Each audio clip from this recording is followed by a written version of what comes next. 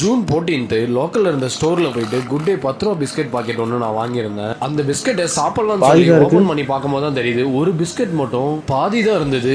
சரி ஒருவேளை உடஞ்சி உள்ளே இருக்குமோன்னு சொல்லி செக் பண்ணி பார்த்தா புல் பிஸ்கெட்டை செக் பண்ணி பார்த்த அப்புறமும் பாதி பிஸ்கெட் மட்டும் தான் அதுல இருந்தது. சரி நான் உடனே அதை சாப்பிடாம இந்த பிஸ்கெட் ஏன் இப்படி வந்திருக்குன்னு சொல்லி தெரிஞ்சுக்கணுன்றதுக்காக பிரிட்டானியாவுடைய கஸ்டமர் கேருக்கு கால் பண்ணேன். அவங்க கிட்ட பேசிட்டு டீட்டெயிலா எனக்கு என்ன நடந்ததுன்றத வீடியோவும் போட்டோவும் எடுத்து அவங்களோட மெயில் ஐடிக்கு நான் ஷேர் பண்ணேன். அதை அவங்க செக் பண்ணி பார்த்துட்டு எனக்கு பிரிட்டானியாவில இருந்து ஒருத்தர் கால் பண்ணாரு.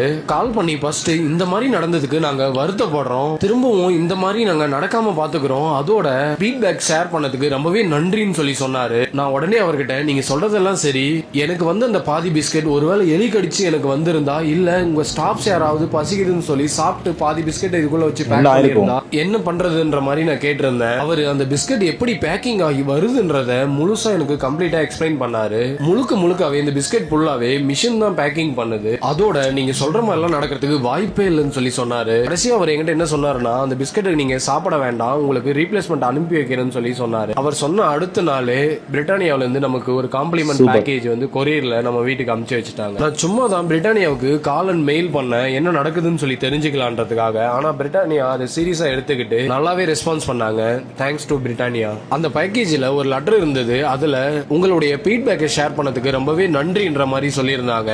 அதோட நாம வாங்கின ஒரு பிஸ்கெட்டுக்கு அவங்க 3 பிஸ்கெட் காம்ப்ளிமெண்டா கொடுத்திருந்தாங்க.